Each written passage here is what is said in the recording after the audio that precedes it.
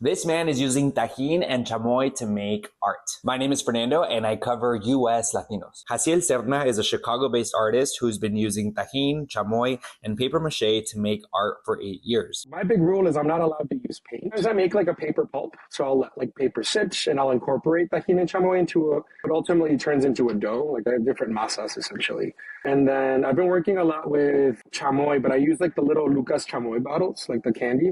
So that's essentially like my pen or my paintbrush. For one of his recent exhibitions, Bruto, the Mexican-American artist, used recycled styrofoam and sculpted it into various shapes. His work centers on the question, how do we make something Mexican? If I dip the sculpture, does that make it, is it a Mexican sculpture now? Like, because it's spicy? It led me down a road of like, what does it mean to make something Mexican? The commodification of culture, the dilution of culture. Jassiel says his work is inspired by his childhood, growing up in Illinois and spending summers in Mexico. Largely, my target audience are other like Mexican-American folks that don't feel in line with either culture, like 100%. Jassiel says people do a double take at his shows when they realize what they're looking at is Tajín and chamoy. There's a fun moment when people kind of get to go up to the work, they read the label, and then they kind of get another like aha moment that they kind of get to sit with. The 29-year-old artist actually has multiple exhibitions that use Tajín and chamoy to explore Mexican-American identity.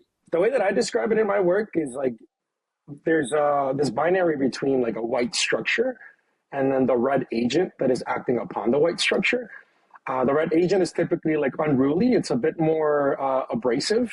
So it's an agent upon the white. And I'm really interested in like a binary between those two, what it means to like try to fit Mexican culture into the white structure. Now, I did have one last question for Jassiel. How much have you spent on chamoy and Tajín in the last few years?